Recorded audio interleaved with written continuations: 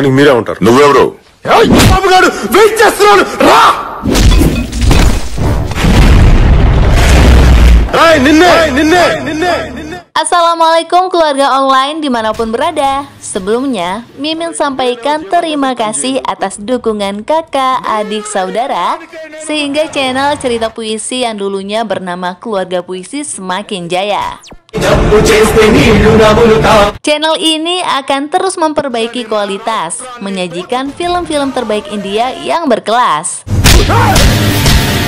Selanjutnya, Mimin akan membawakan cerita film dari salah satu aktor terbesar India, sang power star, Pawan Kalyan.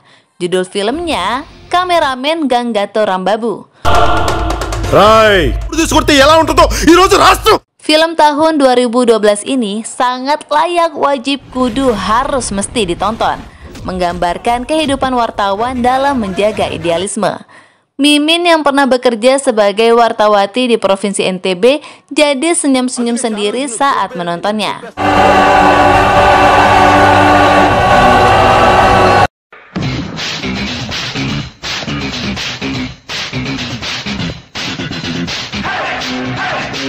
Sebuah acara dialog televisi menghadirkan Ketua Menteri alias CM Chandra Sekar Reddy. Dia sangat memahami masalah rakyat dan menjalankan amanah dengan baik. Hal itu tidak disukai mantan Ketua Menteri sebelumnya, Jawahar Naidu. Dia politisi bejat yang pura-pura mencintai rakyat, si keparat berwajah malaikat. Sebagai mantan Ketua Menteri, Jawahar masih memiliki pengaruh dan pendukung. Dia ingin merebut kembali jabatan Ketua Menteri. Bentrok antar kasta dirancang untuk merusak kedamaian pemerintah saat ini. Para mahasiswa dari dua kasta bentrok. Seorang montir berdarah panas dan keras kepala, Rambabu, yang diperankan power star Pawan Kalyan, bereaksi atas bentrok tersebut. Dia memukul semua orang yang membuat kegaduhan tanpa alasan.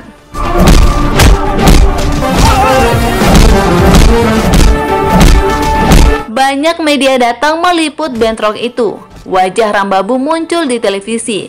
Seorang wartawati dari NC Channel, Gangga, menjadi penasaran dengan sosok Rambabu.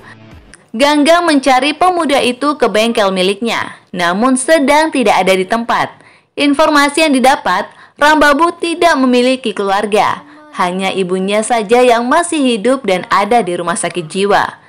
Rambabu orang yang responsif terhadap setiap masalah. Rambabu biasa membaca koran atau menonton berita di televisi untuk mengetahui perkembangan peristiwa. Tidak seperti kebanyakan orang yang hanya bersimpati, berempati, lalu melupakan begitu saja berita di media, atau hanya sekedar membagikan informasi tersebut ke media sosial. Sosok Rambabu turun tangan langsung setelah membaca atau menonton berita. Dia pernah menghajar anak yang durhaka, preman bangsat, pengusaha bejat, politisi busuk, dan lain sebagainya. Pendek kata, Rambabu sosok manusia ideal, pemuda idaman. Gangga menjadi sangat mengagumi Rambabu. Kehidupan pemuda itu menarik di mata media. Gangga membuat video profil tentang sepak terjang pemuda unik bin langka itu. Rambabu దేవుడమ్మా. రాంబాబే నా చేత ఈ జ్యూస్ పెట్టి సంపాదిస్తున్నాను. ఇదంతా రాంబాబు ఉపాధి కల్పించాడు. Rambabu kemudian diajak bergabung menjadi wartawan. Orang seperti Rambabu sangat dibutuhkan media saat ini untuk menegakkan keadilan, mengontrol pemerintah, dan memperjuangkan kebenaran. Rambabu mengiyakan untuk menjadi wartawan, tapi syaratnya dia menjalani profesi itu secara independen. Rambabu hanya akan berpihak kepada kebenaran. Saya tidak bekerja untuk mendapatkan gaji, tegasnya. Keesokan harinya, Rambabu mulai masuk kerja. Program televisi yang sekedar mencari sensasi, dia minta untuk diganti. Hubungan Rambabu dengan Gangga juga semakin akrab. Benih-benih cinta sudah muncul di hati Gangga. Di media lain, seorang wartawan senior, Dasaradaram, tengah mengungkapkan kekejaman politisi yang bernama Jawahar Naidu. Banyak pembunuhan telah dilakukan, termasuk bentrok antar kasta baru-baru ini. Itu rencana Naidu. Tapi kepolisian tidak berani melakukan tindakan meski bukti sudah ada. 50 తలకాయలన్న పగలాలి ఉన్నోళ్ళనో 10 మందిని పంపించు. Jawahar kesal, namanya dirusak. Dia menyuruh anaknya, Rana Naidu, untuk membunuh wartawan Dasarada, sehingga tidak ada lagi wartawan yang berani melawannya. భయపడం జనానికి భయపడం కానీ ఎలాగ పొలిటీషియన్ ప్రశాంతంగా ఏ విషయాలను కూడా చేసుకుని Dasarada kemudian disiksa. Rana Naidu sangat marah dengan wartawan senior itu. Apalagi dia tetap tidak menunjukkan rasa takut meski diambang kematian. Rana mengakui jika politisi tidak bekerja untuk rakyat. Kekuasaan yang didapat bukan diraih secara gratis. Suara rakyat dibeli. Rakyat justru yang memanfaatkan politisi untuk mendapatkan uang saat pemilu. ఓటేస్తాడో లేదో తెలియదు.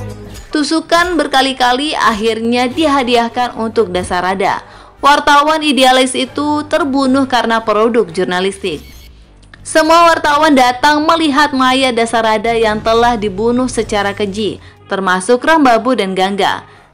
Kepolisian dan semua orang sudah tahu bahwa pembunuhnya adalah Rana, anak Jawahar Naidu. Tapi, polisi mengaku tidak bisa berbuat apa-apa karena kuatnya pengaruh Jawahar. Darah Rambabu langsung mendidih. Ini bukan hanya tentang solidaritas satu profesi, tapi juga berbicara kemanusiaan. Dia mengajak Gangga yang ketakutan untuk mewawancarai langsung Rana. Sebagai wartawan, akses Rambabu jauh lebih mudah untuk bertemu siapapun. Dengan amarah, dia mewawancarai sang pembunuh. Anak buah Rana yang mengganggu wawancara dipukul. Tapi, politisi itu membantah sebagai pelaku. Rambabu terus menghajar siapapun yang berani mendekat. Pemuda berdarah panas itu semakin menakutkan. Akhirnya, Rana mengakui jika dirinya yang melakukan pembunuhan. Rana langsung diseret ke kantor polisi dan direkam oleh Gangga. Rana ditahan.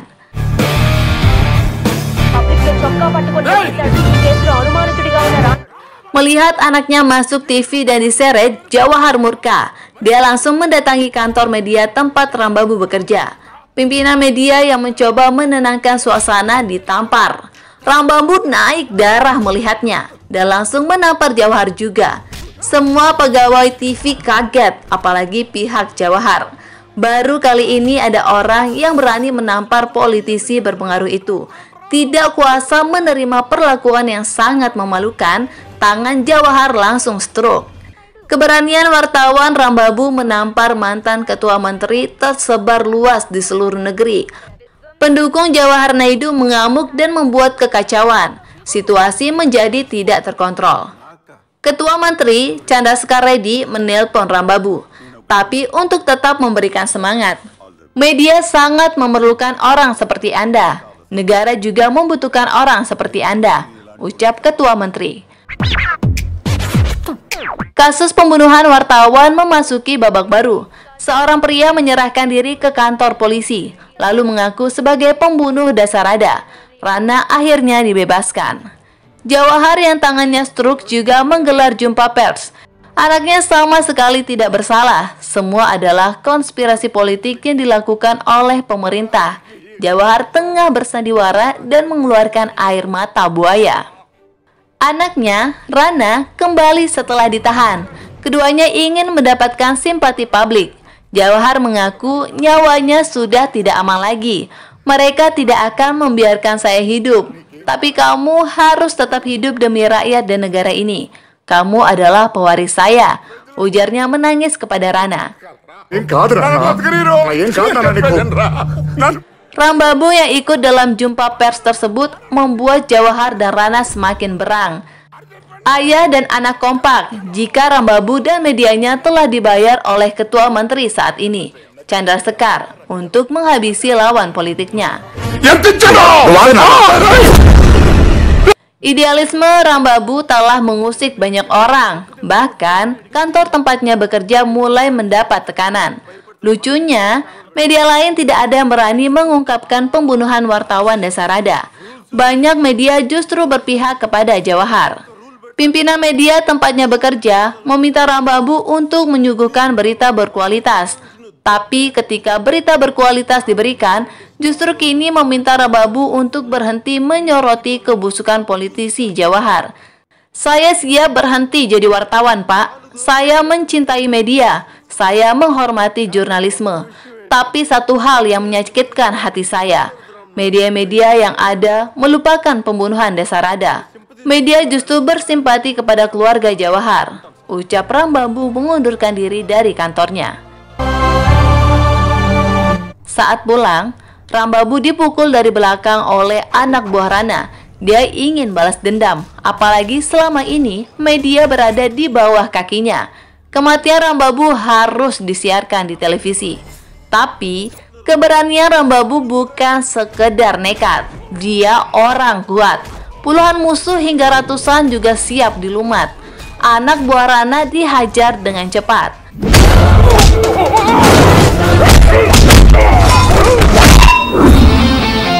Rana semakin marah. Dia berjanji akan menggunakan media untuk menduduki posisi ketua menteri. Media tidak bekerja sesuai keinginan politisi. Saya akan melihat bagaimana Anda menjadi ketua menteri, tantang Rambabu. Setelah keluar dari media NC Channel, Rambabu ditawarkan oleh wanita bernama Smita untuk bergabung di medianya. Rambabu menerima tawaran itu. Kualitas Rambabu memang akan membuatnya mudah mendapatkan pekerjaan di tempat lain. Di tempat barunya, Rambabu kembali menemukan ada orang media yang bekerja untuk politisi busuk. Orang jahat seperti Jawahar ingin dipublikasikan seperti malaikat hanya karena dibayar. Rambabu menampar pria lucu tengik-tengil yang bernama Bobby itu. Acara ulang tahun Rana Naidu diselenggarakan dengan meriah bersama pendukungnya. Lautan manusia memadati lokasi acara.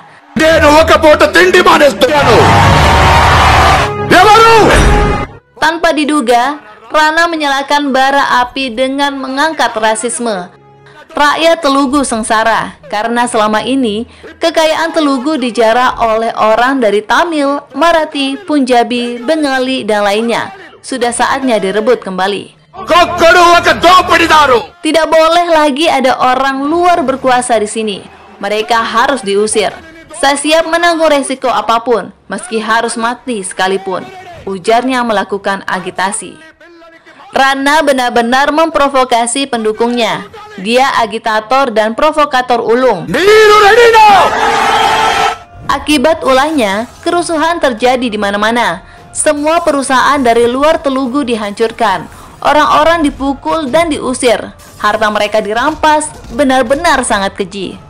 Setiap kejadian selalu terekam wartawan.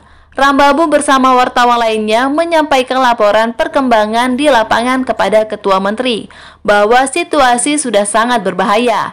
Rana harus ditangkap, pinta Rambabu kepada Ketua Menteri. Perintah penangkapan pun dikeluarkan, tapi kelompok Rana justru semakin senang. Itu adalah bagian dari rencana mereka. Penangkapan akan semakin memicu kerusuhan yang lebih besar dari jutaan pendukungnya. Rana sama sekali tidak berniat kabur. Dia justru berjalan kaki pergi ke kantor polisi, sehingga berduyun-duyun pendukungnya ikut mengiringi. Wajah Rana muncul setiap waktu di televisi, persis sesuai keinginannya. Semua orang kini membicarakan Rana. Satu kata saja dari Rana untuk membakar kota, semuanya bisa hancur.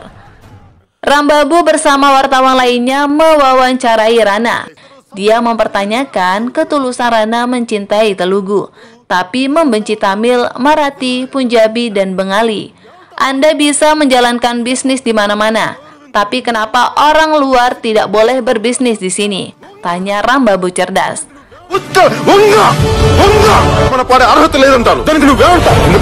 Adegan yang disiarkan di televisi itu membuka kesadaran banyak orang. Rana sendiri kaku dan kebingungan harus menjawab apa. Rencana menimbulkan kerusuhan digagalkan begitu saja dengan mudah.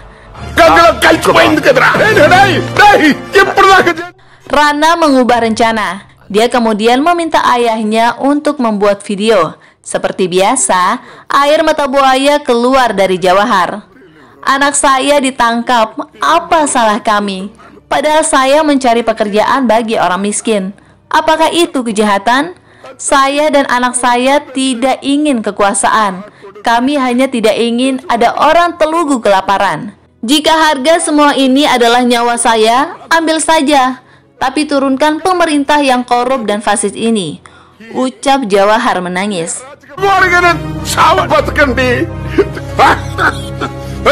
Video telah selesai dibuat.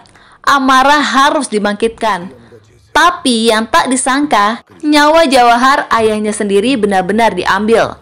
Rana membunuh Jawahar hanya demi mendapatkan simpati rakyat.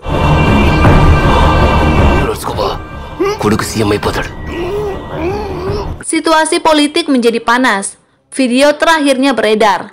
Media-media justru menyebutnya sebagai pahlawan, orang yang mengabdi untuk negeri. Padahal dia politisi busuk, kotor, menjijikan. Setelah kematian ayahnya, Rana tidak hanya mendapatkan dukungan publik, tapi juga dari para politisi. Pemilihan ketua menteri baru akan segera dilakukan. Dalam situasi tersebut, Gangga menelpon Rambabu bahwa supir Rana yang bernama Vital memiliki bukti tentang kematian Jawahar. Rambabu bersama bosnya di kantor, Smita pergi menemui Vital. Mereka membunuh Jawahar. Saya merekam videonya, ungkap Vital. Setelah video pembunuhan itu dilihat di HP, tanpa diduga, Smita menembak Rambabu hingga terluka. Smita merebut bukti yang sangat berharga itu. Dia ingin menukarnya dengan uang.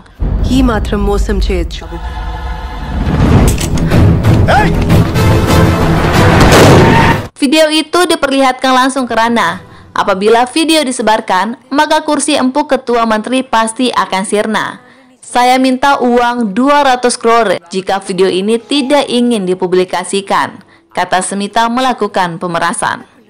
Sementara kondisi Rambabu dirawat di rumah sakit. Ketua Menteri Chandrasekar Reddy datang menjenguk. Dia tidak ingin melepaskan jabatan saat ini, apalagi penggantinya bukan orang baik. Negara bisa dalam bahaya. Anda bereaksi terhadap hal kecil. Saat ini negara dalam kekacauan. Saya ingin melihat reaksi Anda, ujar Ketua Menteri. Untuk menggagalkan Rana menjadi Ketua Menteri, kali ini Rambabu berbicara langsung di seluruh saluran televisi. Dia ingin menggagalkan pemilihan Ketua Menteri yang akan dilaksanakan di Hyderabad. Saat ini, negara benar-benar dalam kondisi genting. Seorang pembunuh, Rana Naidu, akan menjadi Ketua Menteri. Saya berbicara kepada kalian semua. Hei kamu, apakah tidak apa-apa bagimu seorang pembunuh akan jadi ketua menteri? Silakan tinggalkan apapun dan datang ke sini. Ada pekerjaan untuk kalian semua, ujarnya di televisi kepada seluruh rakyat. Rambabu mengajak semua orang untuk pergi ke Hyderabad, terutama anak-anak muda. Negara harus diselamatkan. Jiwa pahlawan pasti ada pada setiap orang. Jutaan rakyat tergerak hatinya. Mereka berduyun-duyun pergi menggunakan motor, mobil, truk, bus, bahkan hingga berjalan kaki. Kekuatan rakyat akan ditunjukkan. Rambabu berdiri tegak memimpin lautan manusia itu.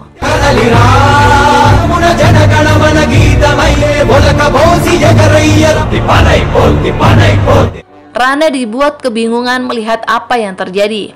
Polisi tak tahu harus berbuat apa. Jutaan massa tidak mungkin bisa dilawan. Rana diminta menyerah, mengalah oleh anak buahnya, tapi dia tidak mau. Sementara tuntutan Rambabu, seluruh MLA atau wakil rakyat yang akan melakukan pemilihan ketua menteri diminta untuk bubar, pulang ke rumah masing-masing. Pemilihan harus dibatalkan. Banyaknya massa tidak akan bisa dilawan dengan apapun. Sekali mereka melangkah, bahkan bisa menyebabkan getaran bumi. Lautan manusia bisa berubah menjadi lautan api. Apa saja bisa terjadi. Para politisi yang memiliki hak suara lari ketakutan setelah Rambabu memimpin untuk berteriak. Iya, teriakan rakyat yang begitu banyak membengkakkan telinga. Semua politisi menyelamatkan diri masing-masing. Smita juga menyuruh anak buahnya untuk menyiarkan langsung video pembunuhan Jawahar Naidu. Padahal uang suap sudah diambil. Rana membunuh wanita pimpinan media mata duitan itu. Video pembunuhan sudah tersiar di televisi. Rana kemudian keluar menemui massa. Dengan berani, dia menembak Rambabu. రాష్ట్రం మాది ఈ రాష్ట్రం కావాలి నీకు Massa dibuat murka. Mereka langsung menginjak Rana hingga mati tak bernyawa.